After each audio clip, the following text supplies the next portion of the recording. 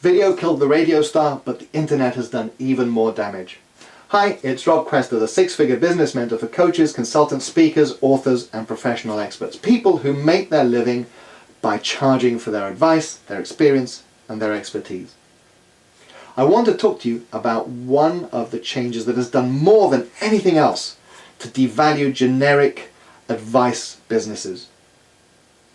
I've often heard it said that we live in the information economy and we need to become information marketers selling information products. Here's the thing. People think the internet created the information economy. It didn't. People were already selling information in books and newspapers and audio programs and video programs long before the internet came on the scene. In fact, like most economies, the information economy relied on scarcity and control to keep prices high. Put very simply, access to information was controlled by a few very big publishing and media companies, and if you wanted that information, you had to pay them for it. Then along comes the internet, and suddenly everyone has access to information on demand and the ability to publish their own information at will, all at zero or minimal cost. The value of information became zero virtually overnight. In other words, the internet didn't create the information economy, the internet killed the information economy. People don't want to pay for information anymore. You'd have to work very hard to prove to someone that the information you're selling is unique and so secret that they can only get it from you. And then some so-and-so reads your book, listens to your CDs, or goes to your workshops and starts selling the information themselves. So the only way that you can keep your information truly unique and therefore valuable is to never share it with anyone else, which kind of defeats the objective of being in any kind of information marketing role. So what's the answer? Well, people started to talk about the knowledge economy. In the knowledge economy, what you're selling isn't pure information, it's information tempered by experience. Certainly, when you overlay your experience onto information, that's going to make it unique. No one else has exactly the same experiences that you have. No one can tell the same stories that you tell.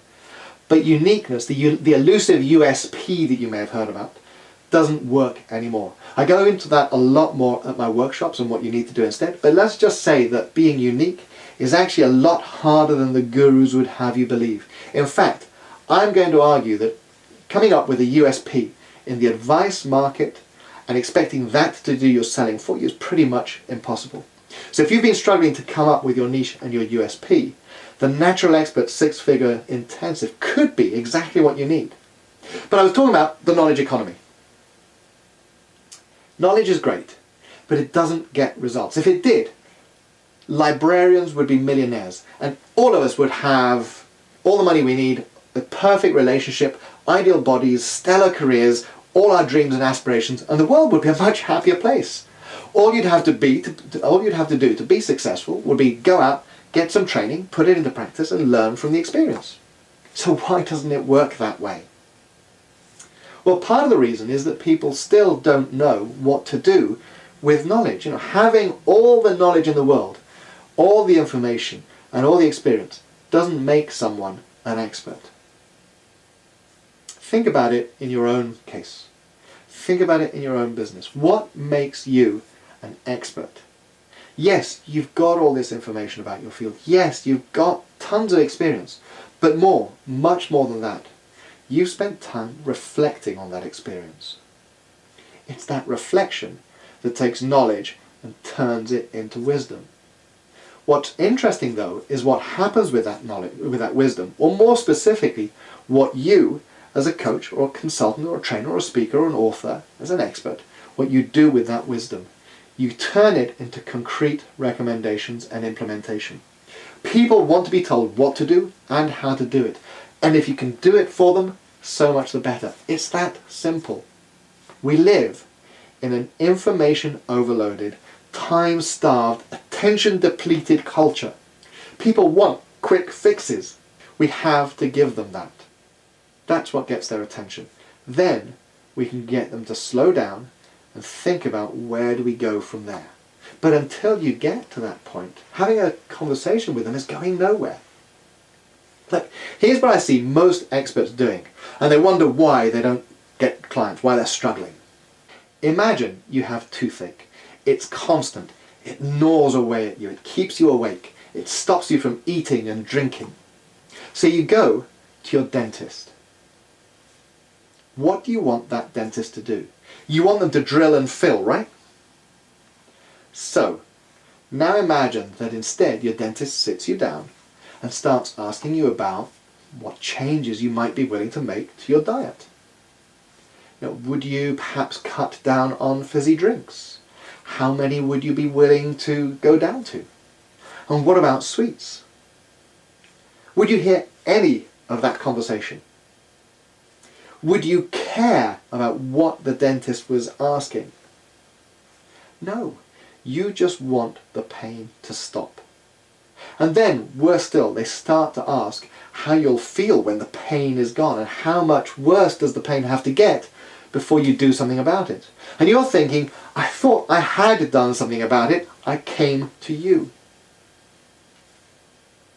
Most of the people who come to you have a pain, and they want you to take it away. And most experts lead off into the wrong conversation, and then they wonder why clients go off and find someone else. They find a dentist who's got a drill and is willing to use it. Of course, some people do go to the dentist and they're happy to have that conversation. After all, it means they don't have to face up to their fear of the drill. It means they don't have to face up to their fear of the pain. They may even ask the dentist to just give them the advice. So they take the leaflets and they make the changes and they take a couple of aspirin, but the pain is still there. And all the time, the cavity is getting worse. I think it's a pretty poor dentist who lets their client get away with that, if you ask me. In fact, I think it's a dentist who's failing in their most basic responsibility of patient care. So, clients want knowledge, they want wisdom, but they also want action. You just need to provide the roadmap. You need to get them started. You need to keep them on the path as they take that action. The roadmap is your expert blueprint, your system. How you get them started and keep them on the path is through your signature program. When you structure your signature system, your expert blueprint, and your signature program correctly to achieve the proper objectives, it becomes a high value offer. In fact, it becomes your mafia offer. Think about it. That's the way of the natural expert. And that's it for this video. I look forward to seeing you in the others. Hello, is this thing still on? Ah, there you are. Look, if you enjoyed this video, I'd really like to share more information with you.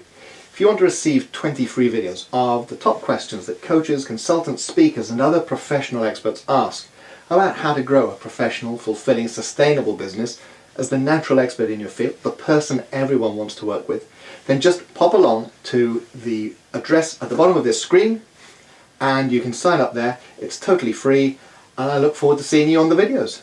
Bye for now.